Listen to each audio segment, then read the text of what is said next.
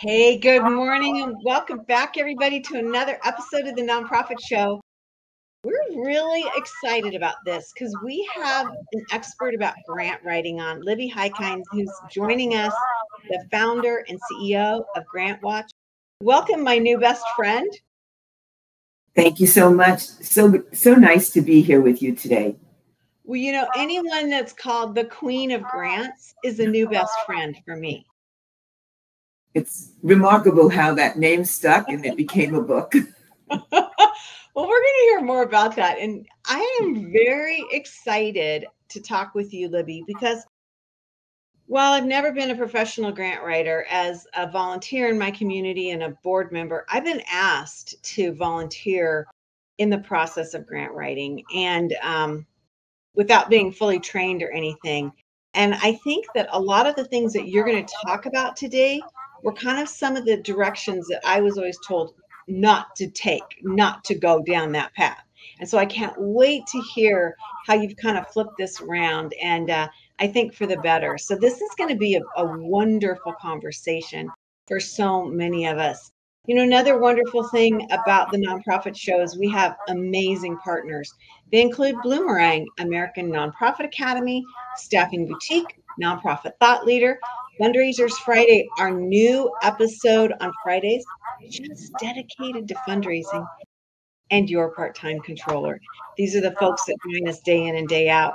We also have an amazing group of co-hosts. I'm flying solo today with Libby, and I hope that over the last couple of months, you've been able to get to know them. They come from all over the country. They're extremely diverse in the parts of the nonprofit sector that they serve, and they're just magical thinkers. So we are thrilled to have them with us every day. Just like we're thrilled to have Libby Hikind, founder and CEO of GrantWatch. But I'm going to say today, more importantly, the Queen of Grants, from teacher to grant writer to CEO. You have a book out, and it's really interesting. I love it. I love it. Talk to us about your book and what we can expect if we purchase it. I should say when we purchase it. When, okay. Well, it's really gotten a great reception. For a first-time author, I have sold 478 books since February 1st. I think that's, for me, I didn't expect it. So for me, it's great. Maybe other people sell more. Let me just start for a minute how I got this name, the Queen of Grants. Yeah. I was on another podcast and years ago, and I was introduced as the Queen of Grants. And then it's just started to stick. And then when I wrote the book and we were looking for a title, that was it. I love it. So that's where I'm at. If you look at the cover of the book, there are hearts all over the book. And that's because I sincerely believe that your passion is so important when you're writing a book, when you're writing a grant, also when you're writing a book. But when you're writing a grant, your passion has to jump off the page. And the reader has to sort of buy into what you're saying. And they don't buy into it if it's just clinical, right? If it's just these are the needs, blah, blah, blah, blah, blah, blah, blah. And there's a bunch of statistics.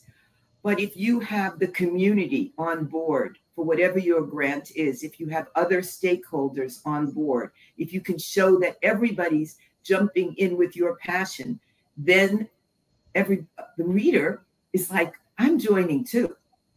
And this is a great idea. So this is why I wanted to talk to you, because I mentioned this to you in the green room. And that is that when I, as a community volunteer, as a board member and just involved in other organizations, there have been times when I've been asked to write a grant or participate in it. And that was always one of the knocks, was take out the passion, make it clinical. Exactly what you said. Don't communicate the temper and the tenor of the group. Just go with the hard facts, the stats. So that's why I was so fascinated to get you on the Nonprofit Show, because I am much more inclined to communicate like you're saying. So let's start with what the PMF grant approach is. So there's a place for the clinical part and a place for the passion. So when you talk about organizational capacity, organizational strength, and when you talk about the need, that's where your passion comes in, and your backstory, the backstory of the organization, the mission, the vision, everything goes there. Okay. And then if they ask a question, or if there's an opportunity to add who else is joining you in the program, because you might be mentioning them in the budget. You might be adding the memorandums of understanding. So you want to mention them. So you always have to find a place where it belongs. So Passion Maps and Folders, PMF, came about because I hired a public relations company, and at the drop of a hat, I was having a blood test, and I was at the lab, and I get a call, Libby, are you available? We need you on television in the next hour. And she taught me, you never say no to press. You just never say no. You figure it out. You never say no. Right. And, I also learned that I can't look at notes while I'm speaking. You want to see my eyes. You want to see my face. You want to see me smile, right? So how can I do this when I get on? There's a mic in front of me, and I can't do a hum, like on the honeymooners, right? I can't do that. So I had to figure out, how am I going to remember everything I want to say? That's how I got PMF, Passion Maps and Folders, and it's everything I want to say except for check your eligibility and follow directions. Everything else is basically in there. Maybe sustainability, replicability, maybe that's not in there, but Passion Maps and Folders says it all. So let me take you there. Okay, so passion, jump off the page. Find every place you can insert it, but at the same point, your grant is an elevator pitch, right? Let's say somebody calls me up and says, Libby, can I talk to you for a minute? And I take these calls, and they want to tell me what they need a grant for. And the conversation is going on and on and on and on. That's not what we need. You need to have your elevator pitch, and your passion has to be in there. And all this extraneous stuff, and that's what I think you were taught. Don't put anything into your grant application that's not the point of your grant application. Okay, if we're talking about, and I always go back to preschool because it was, early on in my career, if we're talking about a preschool, the only reason you're going to mention your high school students in the community is because you want to show why we need a preschool. Don't give me the stats about high school English and Shakespeare, because it has nothing to do with the preschool. But if you're saying that how you want to do, you want the high school students to read to the preschool students, and you have set aside time for that, yes, that's why you would mention it. Right? You want to increase preschool early childhood development because you're noticing in the high school that the reading levels are not as high, and the best practices show that we should have a more robust preschool education. Okay, so that's why you would mention high school, but you won't mention it for any other reason. And even though your passion is about high school, stifle it. Okay, so that's where I think everybody told you as a volunteer, don't put everything in, because people put everything in but the kitchen sink into the needs statement. So, right now, if you're a reader and you're reading everything but the kitchen sink, you're confused. Yeah. Because when you read the needs statement, you should already have in your mind, wow, we have to fix this. This is what we have to fix, right? Okay. So let's go. Passion, maps, and folders. So what's a map? When I think of a map, I think in terms of Excel, a spreadsheet. And I say, line things up. If you have a need, then you have to have a goal. If you're mentioning a need, then there has to be a goal. And it has to pertain to the mission and vision of the funding source. So if their mission and vision is not what you're interested in, why are you applying for the grant? Right. Okay. Yeah, and thank you, Libby, thank you for saying that, because I think a lot of times, and this is an aside to get your opinion on this. We just think, oh, there's money, there's funding, and we don't stop and say, will this be a good fit? Right. Even if, let's say it is a good fit, okay. Understand that when you write a grant for an organization, the entire organization is busy with that application, because you need these stats, you need those stats, you need budget numbers so that you're dealing with your budget office. You need your organizational capacity. You're dealing with people that have been there for a long time. There's so much happening. Why are you starting this proposal if you don't have enough time to finish it?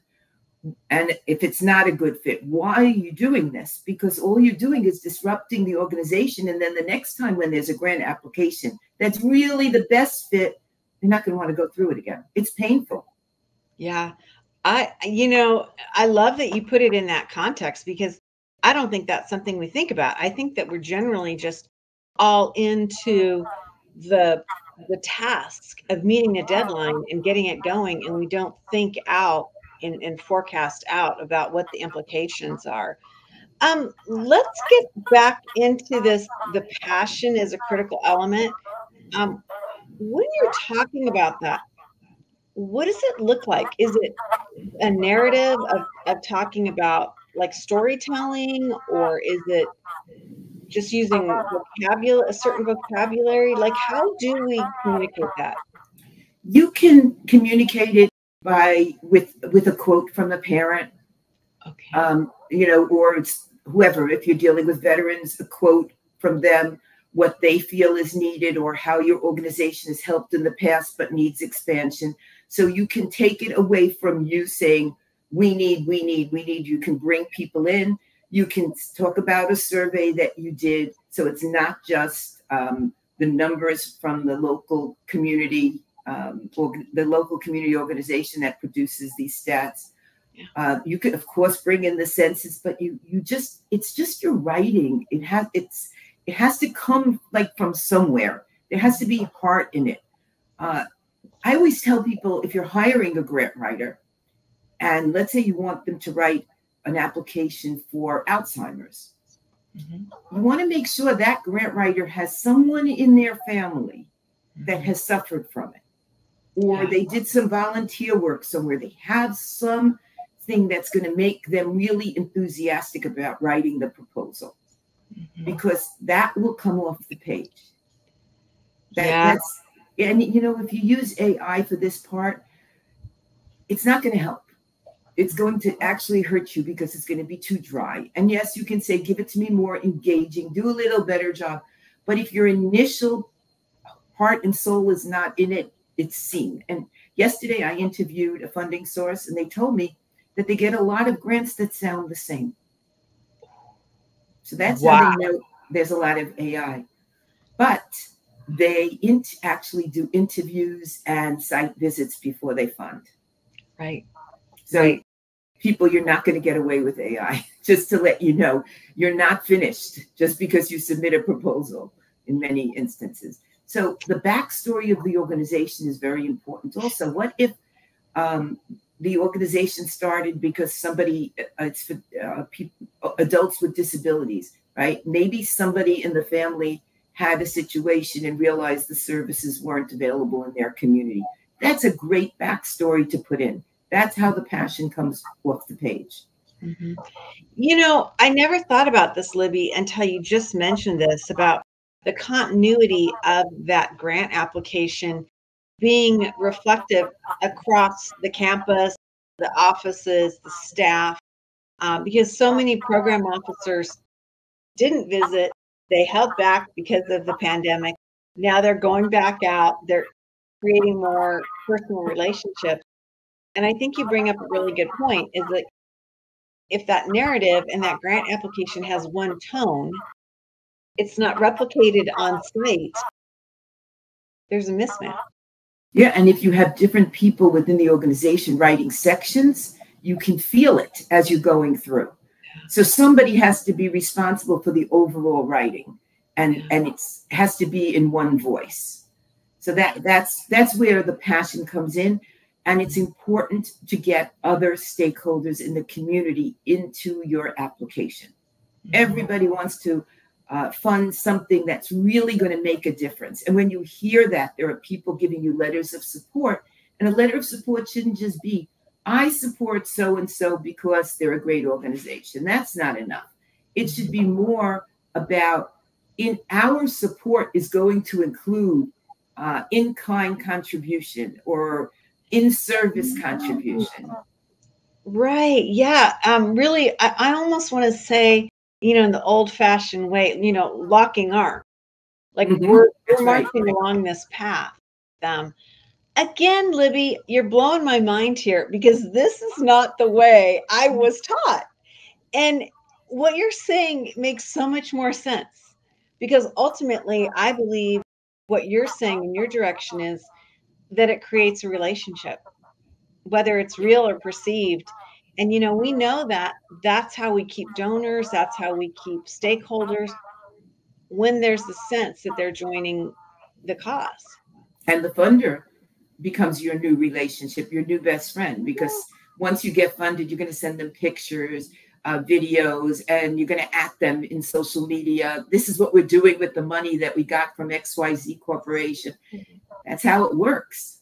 Yeah. So this just, everybody needs to be excited. It's not about the bottom line. It can't be, because if it is, nobody's gonna join your cause. It's more about how many people can you serve, how are you going to make a difference in the world. That's what nonprofits are all about. Yeah, man, I am really intrigued by this because, Grant, when we have the topic of grants on the Nonprofit Show, we've been doing this now for 5 years, nearly 1,200 episodes. So we've had a lot of discussion about grants on, and I got to say, Libby, this is a direction that we haven't had folks talk about. It's an interesting thing. And before we move on, do you find that you're unique in this approach? I don't know. I'm out there. I'm speaking. I wrote a book. I don't know. I've read proposals for the federal government. I was a peer reviewer. And I can tell you that, the grants are this thick when they're submitted to the federal government, right? And so you're reading 100 pages and another 100 pages of appendices. When I enjoy the grant proposal, when I see a colored picture, or even a black and white, but it's different. And what I used to put into my proposals was a table of organization, and we had little pictures on the side, and it was very colorful. Whatever the topic was, we found some graphic to add in. I just wanted somebody to feel like a relief. I don't have to read this page. Look at this. This is so nice. These are all tricks of the trade that I did. And, I've retired from teaching to run GrantWatch and write the book and do the podcast. Yeah. But I hope that what I'm giving out is helping people. Yeah. I love it. Well, I think that we need to create champions for our organization. And I think funders can become champions, in that when you can go out to your community and you can say XYZ Foundation or XYZ Corporation is investing in us, that attracts other investment. We call it the cascade effect. Brilliant. So when you submit a proposal, you want to somehow squeeze in, it depends, some things, you have very limited space, squeeze in who's funded you before, how much money, and if you can even in the sentence write the results, who got served, who benefited, something like that. Because every grant, and I tell people, you're starting up, this is your first grant you're applying for, okay, so apply for something small, get 500, get 1,000, get 5,000, and each time just build it, Right. I think you're very wise in that, because you need to understand what the process is and all of that. Let's go on to talking about mapping and your application and the implications. You mentioned that briefly when we first introduced you. What does this mean? So mapping means, think about a spreadsheet, an Excel spreadsheet. if you have a goal, now you want to have an objective for that goal, or you could even have 3 objectives for that goal. You might have 1 goal for the entire application. You might have 4, 5. It really depends what you're doing. So I can't limit anyone, but don't overarch yourself. Just don't bend yourself over because, hey, the more we do, the better. No, the more you do well, the better. The more you can accomplish fully is what's best. But you want to touch on everything that they're looking for in the grant application. And so that should guide your goals. And your program are your activities. So think in terms of goals, objectives, activities, evaluation. Mm-hmm. And you want to line that up.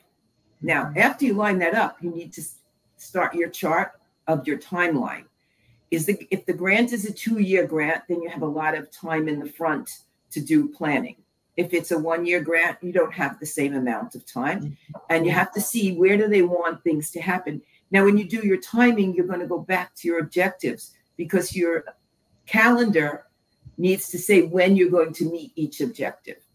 So as a result of that's your activity, during the project period from here to here, for this number of children or veterans or businesses or workforce training, whatever you're going to do, you will achieve a statistically significant change, right, by this and this date as measured by. So all of these things line up. But if you don't make a map, it's not going to line up. Smart. And it seems to me like you'll be chasing things that might not really be rowing in the same direction of your organization, right? It needs to be achievable within how your organization is structured, your team, and how you work, right? Right. And if it's only part of it is achievable, then you might have another goal to seek out additional funding to continue, because maybe you can't achieve everything in a year, right? So that could be another goal, and that could be your grant writing and your, and your fundraising. Right. It could be that you're going to do a crowdfunding project for the remainder of the money. I'm not sure. Every grant application, every subject is unique. You could be doing something for EV. You could be doing awareness of smoking. There are just so many grants out there. I mean, I just saw dairy farming the other day. So, whatever you are doing, you have to think in terms of what it is. Maybe you're cleaning up a land, the area close to a landfill. So everything has to be achievable if you write an objective, and the evaluation needs to be achievable. And that's why I say stay away from AI in writing certain things, because if you just hand over the application to AI and say, give me a grant, well, you don't want to do that necessarily, right? You want to decide within your organization. This is very important, because if a grant writer puts things out there and therefore if the organization gets the grant, they're signed up to do this. What if the organization never wanted to do it? Right. I love that you said that, because I think that's where we get into this trap of chasing the buck. We look at a pot of money and we're like, holy moly, that could change our world. And then all of a sudden we've got mission creep, or we're doing something else. And we're like, wait a minute, at the core of who we are, this isn't really what we know, or we can achieve it. I wrote this grant. It was from the General Services Administration. They had a building, and you needed to show what you would do with that building and see if you can get it. It was a matching grant, and they were going to give the building and the value of what it's part of the value. Well, I had architects come down. I did all this research, all the work. Pictures, colored pictures were inserted, which was really an unreal thing at that time, to put in colored pictures and print it out that way. Everything was done. We won. And then the organization had a board meeting, and they decided that they were not going to raise the $250,000 that they needed to match what the government was giving in between the building and other services. So why did they spend the money on a grant writer? Yeah, that's heartbreaking. And I would imagine that's somewhat of a story that's been told over and over again. We don't have a lot of time, Libby, left, and this has been so fascinating. Can you give me some ideas about what a grant win rate should look like? If we take this strategy and we're maybe representing ourselves with this passion and communicating differently, what is the logical win rate? Because we're not going to get every grant we apply for. It's really such a variable. I won my first grant. I had never written a grant before. I was one of 4 in the United States that won. It was from the Tandy Corporation, Radio Shack, years ago. Yeah. Okay. They wanted someone to prove that their Model 100, which was the first little laptop, basically, we're going back to the 1980s, could be used in an educational environment. And I was teaching at the time, so it really worked out well. And I had a need for it for my class. But I've heard from people, they could send out 40 grants over time and win 4. They could send out 40 and win 35. There's no rhyme or reason. And how can we give an answer? We don't know the skill of the grant writer. We don't know, as I say, the passion of the organization. We don't know if they're going to check all the boxes, because following directions is of utmost importance. Yeah. If you don't do every single thing that is listed in that document, then you're going to be set aside, and they'll take the ones that meet all the requirements first. And unless they need some more, will they come back to you and give you a phone call and say, hey, we like your program, but can you get that to us right away? And that does happen. I've spoken to a number of funding sources that are so sweet and kind, because if they really like something, they'll make that phone call. And they'll give them another opportunity. Doesn't happen with the government. I don't think they're allowed to do something like that. Right. But Libby, as we wrap up, it kind of goes back to relationship and the passion, and that building the environment and the feeling of, I want to help them. I want to be involved. I want to share that passion. And that shows. It jumps right off the page. Yeah. And I'm starting book 2. It's called, where is it? The Queen of Grants 2, How to Grow Your Nonprofit or Business. So I started working on that. 70 pages already written. And I just want to tell the grant writers out there and grant seekers, it's discipline. That's very important.